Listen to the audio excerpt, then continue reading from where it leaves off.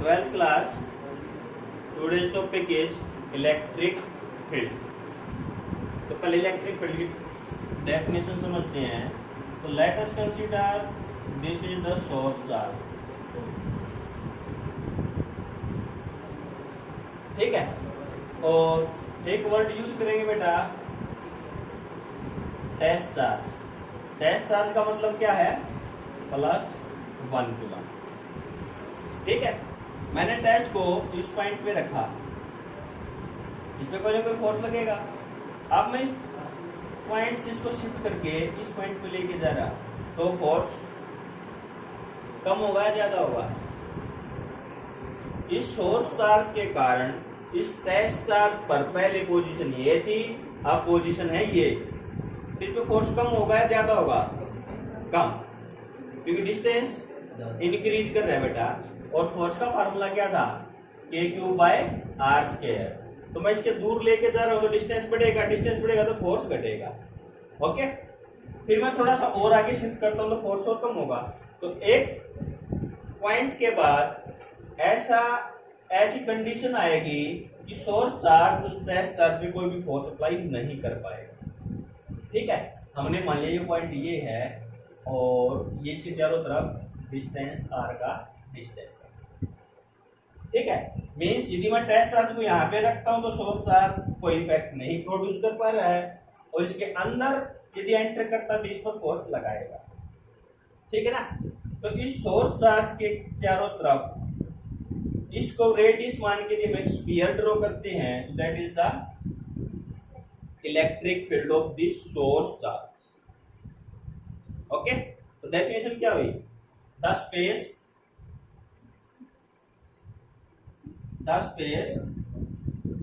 around a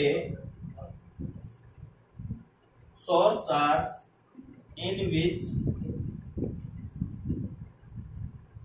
another charge experience a force. कि किसी भी सोर्स चार्ज के चारों तरफ वो रीजन कि उसके अंदर यदि कोई दूसरा चार्ज आएगा तो उस पर क्या लगेगा? Force. It may be repulsive और अट्रैक्टिव, तो उसको उसका इलेक्ट्रिक फील्ड बोलते हैं. तो इलेक्ट्रिक फील्ड की डेफिनेशन क्लियर हुई. चलो नेक्स्ट आता है इसका फॉर्मूला क्या बनेगा. दिस इज द बेटा बेसिक फार्मूला, हर कहीं पर जरूरत पड़ेगी इसकी. तो इलेक्ट्रिक फील्ड का फार्मूला है बेटा F/Q0. ओके, और दूसरी डेफिनेशन क्या आ सकती है? Force per unit charge is called the electric. ठीक है, अब यहां से इलेक्ट्रिक फील्ड की SI यूनिट निकालते हैं. तो SI यूनिट क्या होगी?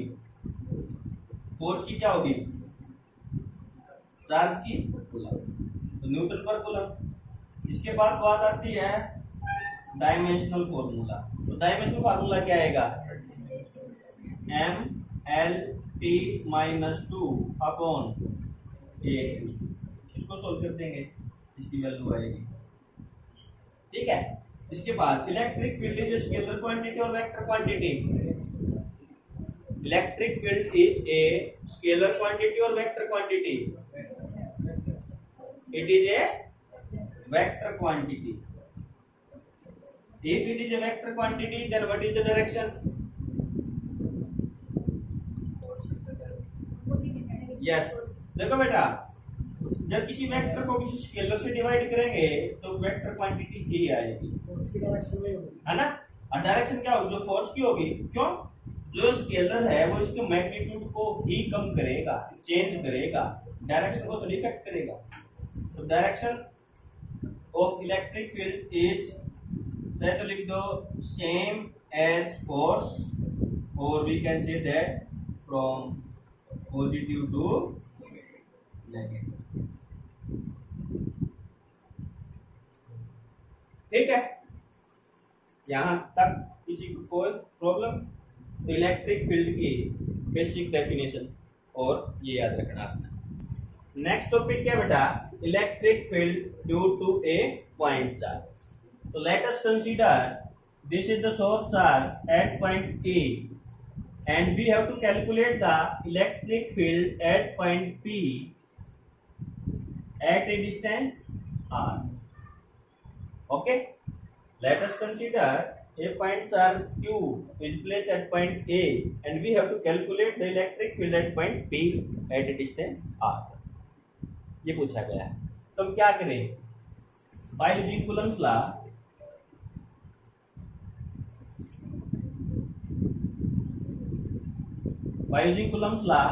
force at P due to charge at A, जो पॉइंट ए पे चार्ज रख रखा है उसके कारण पॉइंट बी पे क्या निकाल लिया हम? फोर्स। और यहाँ पे मैंने मान लिया चार्ज क्यू नोट, ठीक है। तो फोर्स क्या हो जाएगा बेटा? 1/4πε0 क्यू नोट अपॉन आर का स्क्वायर, ठीक है। मेरे को तो निकालना क्या है? इलेक्ट्रिक फील्ड क्या गया? F by q naught. F क्या है? 1/4πε0 q naught r square by q naught. Q naught से क्यू नोट कैंसिल, तो इलेक्ट्रिक फील्ड का क्या फार्मूला बना बेटा? 1/4πε0 q by r square. This is the formula of electric field, ठीक है। और इस क्वांटिटी को आप के की फॉर्म में भी लिख सकते हो, के क्यू बाय आर स्क्वायर। किसी भी पॉइंट चार्ज क्यू के कारण किसी पॉइंट पी पर एट ए डिस्टेंस आर, इस तरह से इलेक्ट्रिक फील्ड दिया जाएगा, ठीक है। इसके बाद सेम सुपरपोजिशन प्रिंसिपल। ये तो बेटा इंडिविजुअल चार्ज के कारण अपनी इलेक्ट्रिक फील्ड निकालना। If there are n charge then how you calculate the electric field? तो सेम जिस तरह सुपरपोजिशन ऑफ द फोर्स निकालना था ना, ऐसे ही निकलेगा बेटा superposition principle. Let us consider this is a point charge Q naught at a position R naught, okay. और मेरे को क्या निकालना है? एक दूसरा चार्ज हो गया Q1, Q2, Qn, ठीक है। तो हम क्या करें? इसका पोजीशन वेक्टर R1, इसका R2, इसका Rn। पहले इसके कारण इस पर इलेक्ट्रिक फील्ड निकाल दूं मैं, फिर इसके कारण निकाल दूं, फिर इसके कारण निकाल दूं, और सभी को क्या कर दें? ऐड कर दें, तो वही आएगा जो हमने फोर्स का निकाला था। Electric field at q naught is equal to q by 4πε0।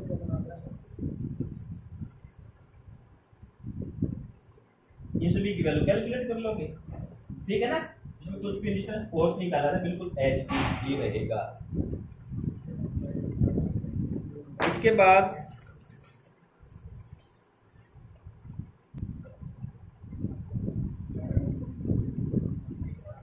Next topic is electric dipole. क्या टॉपिक है? तो बेटा डाई का मतलब टू, पोल का मतलब पोल। अब शायद केमिस्ट्री में पढ़ गए तो ज्यादा डीप में इसके बारे में। तो मीन्स क्या है कि दो चार्ज होंगे और उनके सेंटर कोसेंट्रिक नहीं होंगे, तो क्या बनेगा हमारा? डाइपोल, ठीक है। तो इलेक्ट्रिक डाइपोल के लिए मैंने मान लिया this is the charge minus Q and this is the charge Q separated by a distance 2a and this is the midpoint of the center, okay। तो इलेक्ट्रिक डाइपोल की डेफिनेशन क्या हुई? Two equal and opposite charge separated by a small distance is called electric dipole. Equal and opposite का मतलब क्या बेटा? इन दोनों charge का मैग्नीट्यूड देखो, क्यों है अपोजिट, दोनों की पोलैरिटी अलग है। पोलैरिटी का मतलब एक पॉजिटिव और दूसरा negative. Separated by distance, two A distance से सेपरेटेड है, ओके। इसका जो मिड पॉइंट होगा that is called the centre of the dipole,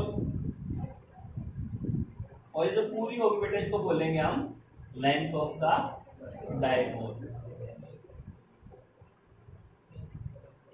okay. तो इतनी बातें आपको पता होनी चाहिए डाइपोल के बारे में। तो क्या है dipole? Equal charge, opposite polarity separated by small distance is called electric dipole. ठीक है, यहीं से एक डेफिनेशन निकलती है, electric dipole movement. Electric dipole movement it is denoted by P, it is denoted by P। और इसकी डेफिनेशन लिखोगे, it is the product of charge and length of dipole. किसी भी चार्ज के magnitude means Q into length 2a का multiple होगा, वो क्या होगा हमारा इलेक्ट्रिक डायपोल मूवमेंट। अब बात आती बेटा इसकी यहाँ से ऐसा यूनिट क्या आएगी, चार्ज की कूलम और लेंथ की कूलम मीटर। अब यहाँ से इसका मैं डायमेंशनल फार्मूला निकालता हूँ, तो डायमेंशनल फार्मूला क्या आएगा, चार्ज क्या आ गया AT और L। ठीक है, अब ये एक स्केलर क्वांटिटी है, वेक्टर क्वांटिटी है, बताओ। अगर बेटा स्केलर बोल रहे हो, स्केलर होती तो मैं यार क्यों लगाता, मेरा दिमाग खराब है। इसका मतलब क्या है, ये एक वेक्टर क्वांटिटी है, वेक्टर। यदि वेक्टर क्वांटिटी इसकी डायरेक्शन भी होगी, what is the direction of electric dipole movement, negative to positive, then the direction of electric dipole movement is negative to positive. Okay, so this is about dipole movement. Okay, next topic, important topic है, अब हम निकालेंगे electric field due to dipole eight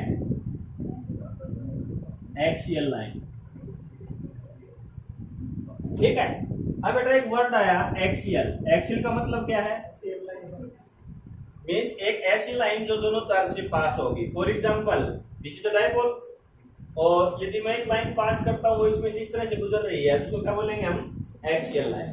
तो let us consider this is minus Q charge and this is plus Q charge separated by distance 2a। This is electric dipole. Okay, इसकी axial line, ये मान लिया ये इसकी क्या है, axial line. Point P is a point at the axial line of electric dipole at a distance r। तो ये इसका सेंटर है, तो इससे डिस्टेंस r पर पॉइंट P है। ठीक है, अब पॉइंट P पे इलेक्ट्रिक फील्ड निकालना है। ओके, अब दो चार्ज हैं, हमने तो इलेक्ट्रिक फील्ड निकालना सीखा, वो एक चार्ज के कारण निकालना सीखा है ना। तो क्या करें हम, तो पहले एक चार्ज के कारण पॉइंट P पे निकाल लें, फिर दूसरे चार्ज के कारण निकाल लें, और दोनों को क्या कर दें, ऐड कर दें। ठीक है, तो पहले बोलो किस चार्ज के कारण निकाल लोगे, A के कारण। तो electric field at P due to charge at A। Point A पर जो चार्ज रखा है उसके कारण इलेक्ट्रिक फील्ड पॉइंट P पे कैलकुलेट कर रहे हैं, उसको मान लिया मैंने P1 E1। तो E1 क्या जाएगा बेटा, K Q अपॉन डिस्टेंस क्या जाएगा, AP का स्क्वायर। अब AP निकाल लेंगे, AP डिस्टेंस क्या होगा, देखो बेटा AB हमारे पास 2 है और यहाँ से डिस्टेंस R है, ये डिस्टेंस कितना होगा बेटा A, और ये डिस्टेंस भी कितना होगा A।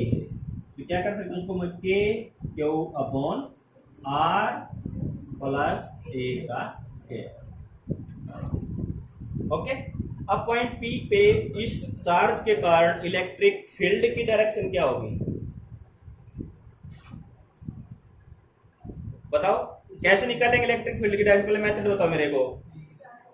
टेस्ट चार्ज रखोगे पॉइंट P पे, तो पॉइंट P पे जो टेस्ट चार्ज रखा उस पर चार्ज एट A क्या इफेक्ट डालेगा, अट्रैक्ट करेगा। तो यहाँ पे इलेक्ट्रिक फील्ड की डायरेक्शन आ गई बेटा ये। Means P to B। Clear? अब क्या करें हम? दूसरे की टर्म निकालेंगे। Electric field at P due to charge at B। B के कारण निकाल लेंगे। अब इसको मान लिया मैंने E2 इज इक्वल टू के क्यू अपॉन, यहाँ पे डिस्टेंस BP आ जाएगा। अब BP निकालेंगे बेटा। BP क्या आएगा? R माइनस ए, के क्यू अपॉन R माइनस ए का स्क्वायर। अब डायरेक्शन की बात आई तो निकालो, डायरेक्शन क्या आएगी? ये पॉजिटिव चार्ज यहाँ पे टेंशन रखा है, क्या करेगा? रिपेल करेगा तो ये आ गया आपका E2 means B to P। अब वही कंडीशन आ गई बेटा, दो वेक्टर ऑपोजिट डायरेक्शन। तो नेट इलेक्ट्रिक फील्ड निकालने के लिए क्या करेंगे हम? Net electric field at P क्या होगा? नेट इलेक्ट्रिक फील्ड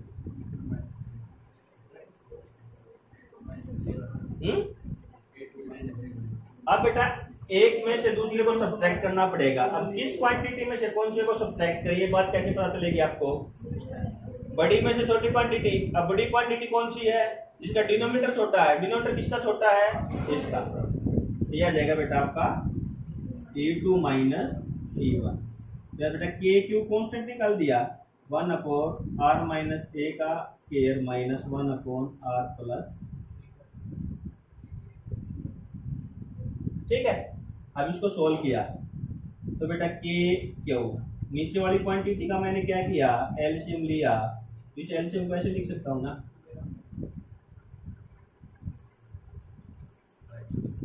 ठीक है। अब ये यहाँ पे आएगा, ये यहाँ पे आएगा, इनको मैं एक्सपेंड करके ही लिख रहा हूँ। R square plus A square plus 2AR। ये यहाँ पे जाके खुलेगा, बार माइनस साइन है, साइन चेंज होते जाएंगे, तो minus R square minus A square plus 2AR।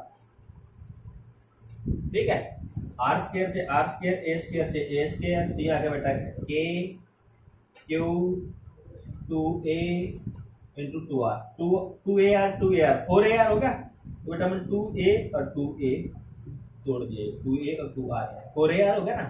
Upon यहाँ पर बेटा A माइनस B का A minus B into A plus B, तो A square minus B square, distance होगा R square minus A square का स्क्वायर।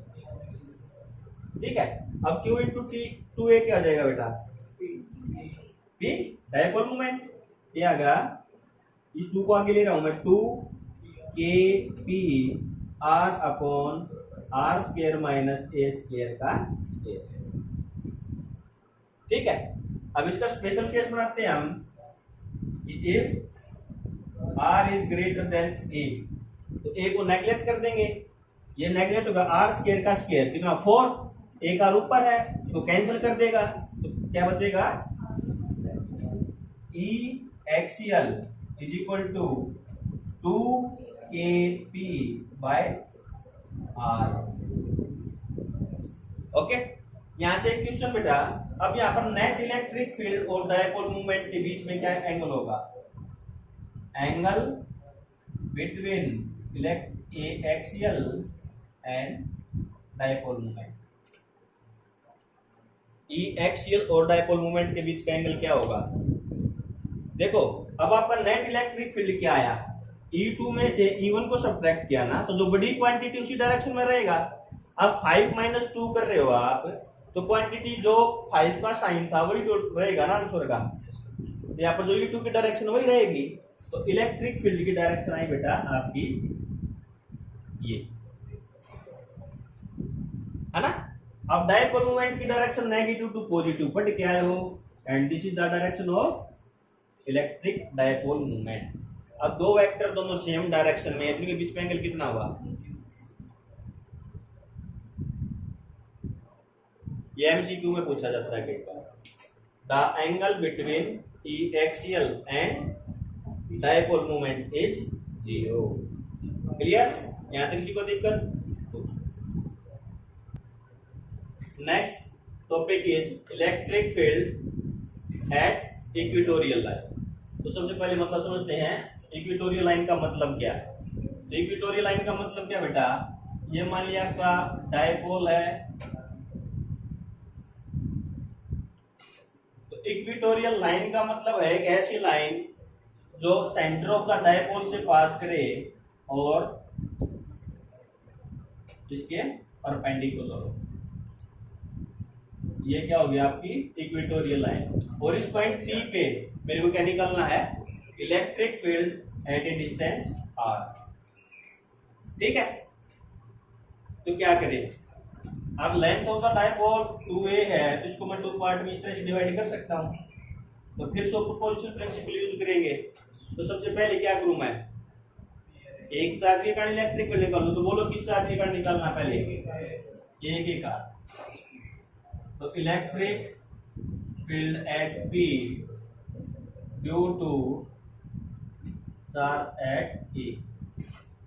ठीक है, तो E1 मान लिया K Q अपॉन डिस्टेंस आएगा। तो what is the distance between charge and the point, AP का square. Now we have to calculate the AP by using the Pythagoras theorem. AP can be given by A square plus R square. Now the direction is, direction क्या होगी, dash charge को रखोगे, ये negative charge है, ये क्या करेगा, attract, ये आ गया आपका E1। ठीक है, अब क्या करेंगे, इसके कारण निकाल लेंगे। Electric field at P due to charge at B। ठीक है, चार्ज B के कारण निकाल लेंगे, तो ये आ गया बेटा E2 K Q upon BP का स्क्वायर। अब BP डिस्टेंस सेम रहेगा, तो ये आ गया आपका A square plus R square. Okay, अब बात है डायरेक्शन की। ये पॉजिटिव चार्ज, यहाँ पे पॉजिटिव चार्ज, तो क्या करेगा, इसको रिपेल करेगा, ये आ गया आपका E2। ठीक है, अब क्या करेंगे, रिजल्टेंट निकालना पड़ेगा। इनका रिजल्टेंट इनके बीच में लाई करेगा, तो मैंने इसको रिजोल्व किया, ये आ गया आपका E1 cos थीटा, और इस डायरेक्शन में आ गया E1 sin theta.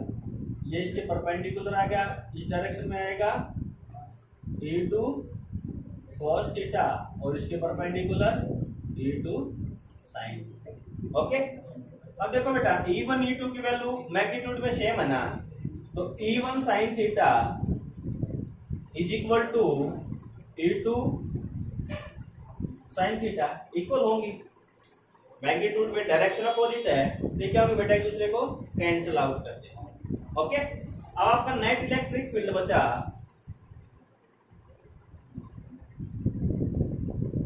E is equal to क्या जाएगा बेटा, E1 cos theta plus E2 cos theta. E1 is equal to E2 है, तो क्या जाएगा 2E1 cos थीटा। E1 की वैल्यू निकाल चुके हो आप, तो क्या निकालना पड़ेगा, cos थीटा की वैल्यू निकालनी पड़ेगी। यहाँ पे cos थीटा की वैल्यू निकालेंगे, तो ट्रायंगल ACP के अंदर ये एंगल थीटा, तो क्या जाएगा, base upon hypotenuse A upon under root A square plus R square. तब वैल्यू पुट करो 2, E1 की value KQ upon A square plus R square into cos theta A upon A square plus R square की power 1/2। अब बेटा Q into 2A, P क्या जाएगा, KP upon R square plus A square की power 3/2। Okay, अब फिर वही condition, if R is very very greater than A, तो A को नेगलेक्ट कर देंगे, तो क्या बचा बेटा, E is equal to E equatorial K P by R cube, क्योंकि R स्क्वायर 3/2, 3/2 से 3/2 कैंसिल हो जाएगा और R की पावर आ जाएगी 3, तो E equatorial P by R cube. Okay, तो यहाँ से बेटा एक क्वेश्चन तो ये बनता है E एक्सियल और E इक्वेटोरियल तो क्या रेशो आया, वहां पे 2 kp/r³ आया था, यहाँ पे kp/r³, दोनों का रेशो लगो कैंसिल हो जाएगा ना, वहां पे 2 बचा था, जाएगा 2:1। ठीक है। Second question, angle between electric field and dipole moment E equatorial और डायपोल मोमेंट के बीच में कितना एंगल होगा। अब जो आपका net electric dipole moment I है वो इस साइड में ना, इलेक्ट्रिक फील्ड इस डायरेक्शन में है ना, डायपोल मोमेंट इस डायरेक्शन में, क्योंकि नेगेटिव टू पॉजिटिव ये होगी और ये होगी, दोनों की डायरेक्शन क्या है अपोजिट, तो एंगल इज 180। ठीक है ना। कई बार क्या करता है बेटा, वो ई इक्वेटोरियल अपॉन ई एक्सियल पे बात पूछ लेता है, तो क्या हो जाएगा वो 1:2। यहाँ पे बच्चे कंफ्यूज होते हैं। ठीक है, तो आज के लिए इतना है।